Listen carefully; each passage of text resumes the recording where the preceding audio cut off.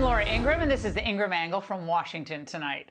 Now, this week, we've documented how Democrats are scrambling to find a plan B should Biden choose not to run again in 2024, and we know he's not going to run. Well, tonight, we are very comfortable saying that one man has risen to the top of the heap. Ready? Go, kids! We've got this! Now, he might not be able to raise the roof like a normal person, but Pete Buttigieg has rocketed to the top of the Democrats' secret 2024 wish list. We will explain why ahead. But first, the mouse and the apple versus America. That's the focus of tonight's angle.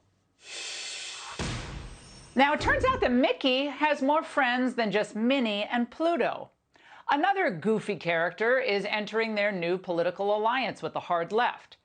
His name is Tim Cook, the CEO of Apple, and his corporate spinmeisters employ the same tactics as Disney's by mischaracterizing the laws that they spend millions of dollars lobbying against as anti-LGBTQ, when in reality, these laws are aimed at protecting kids and women. Now, according to Politico, behind the scenes, Apple is one of the most active corporate advocates for LGBTQ rights, according to 4 organizers on the ground in states where legislation is moving. The company has tried to leverage its greatest assets, the popularity of its products and the size of its employee base in the U.S., to crush the legislation. First, laws such as Florida's Parental Rights and Education bill, they're not anti-LGBTQ. They are pro-child, and they're aimed at protecting little ones from pre-K through 3rd grade. Now, we don't call laws banning kids from driving cars anti-automobile, do we? Right. And laws that prevent biological males from competing against women, they're not anti-anything either. They protect girls and women who've often worked their entire lives to excel at the highest levels of athletics. So these common sense measures, again, being passed in states around the country, are supported by an overwhelming percentage of Americans, especially when those Americans are told, for instance, that nothing in the Florida bill prohibits the word gay from being said in school. Activists, though, burrowed inside these companies, they know all this. They're not stupid, which is why they have to lie about the laws. Now, their position that it is somehow okay for schools to tutor children in the complexities of sexual and gender identity, it's indefensible. And we'll not stop calling them out on it, ever, or stop exposing these corporations for funding efforts to rob our children of their innocence and then to subvert the core rights of parents to raise their children with their own cultural and religious values. Now, the Angle and our friend Tucker Carlson have caused quite a stir this week in woke land. We aired internal Disney videos, courtesy of Chris Rufo, that just blew the lid off of how radical the company that gave us Pinocchio and Snow White had become. Now, they're obviously worried, and they've dispatched their media allies to try to protect them, like Michelle Goldberg. She's a liberal flunky for the New York Times, and she obviously saw how effective our coverage was, and it apparently gave her a case of the vapors. She especially took issue with the use of the word grooming that we used in regards to adults in the classroom who are insistent about discussing intimate sexual topics with 5-year-olds. Now, to justify the law, the right has taken to accusing anyone who opposing it as wanting to expose young kids to explicit material in order to prime them for abuse. The QAnon idea that the right's political opposition is a cabal of pedophiles has gone mainstream. Okay, first, we didn't say any of that, Michelle. The New York Times, though, just like corporate behemoths like Apple, they're complete frauds when it comes to the issues they supposedly care so much about anyway. So if you asked the executive editor of the Times, which is the bigger threat to America today? Is it Trump supporters or China? How do you think they'd answer? And as for Apple, well, they're tied up financially big time with the CCP, which has zero respect for minority rights of any kind. And I'm talking gay rights, Muslim rights, Christian rights, or any ethnic rights. Just a few months ago, The Information published a stunning report revealing that Tim Cook himself made a secret deal with Chinese authorities back in 2016 that was worth more than, get ready for it, $275 billion. Now, this 5-year agreement was made over the course of several in-person meetings that Cook had in China. He was trying to salvage Apple's relationship with Chinese officials. They thought the company wasn't contributing enough to China's economy. Well, they got what they wanted. And as was reported this week, Apple is exploring new suppliers for memory chips used in its iPhones, including a potentially first Chinese supplier.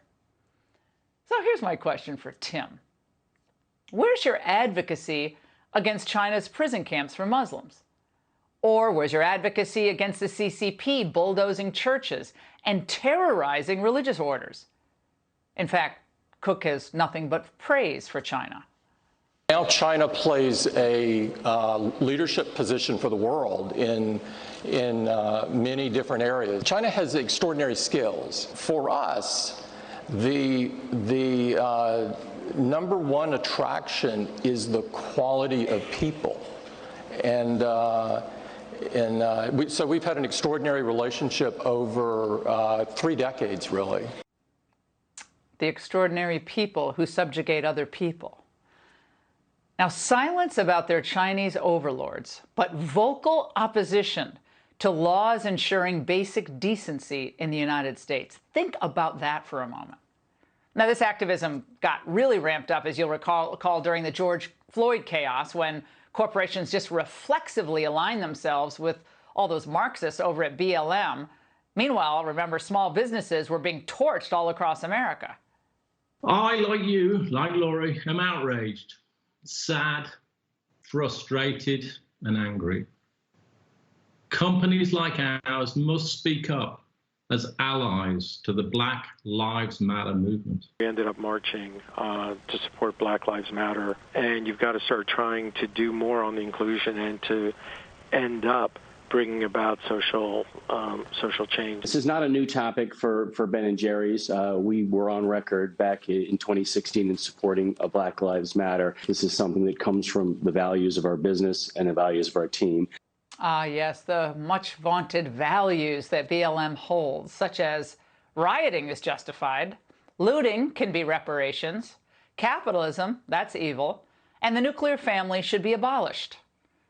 And as for the value of, let's say, voter integrity in Georgia, to ensure that the ballots are actually cast by eligible voters? This legislation is unacceptable.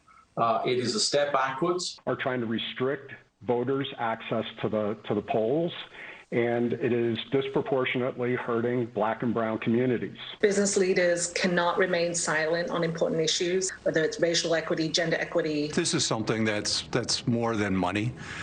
This is about protecting the voices of our people. Oh, it was about none of that. Some corporate flack just wrote all that copy for them.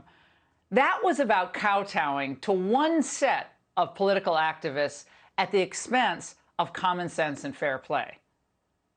These businesses should really learn this lesson now before it's too late. Stay in your lane. Because if your CEOs want to dive into contentious political issues about which they know nothing, apparently, expect to be treated like any lame political pundit on, let's say, MSNBC.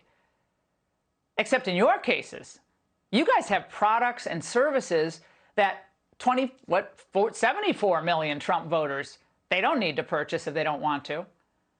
And when Republicans, they get back into power, Apple and Disney need to understand one thing.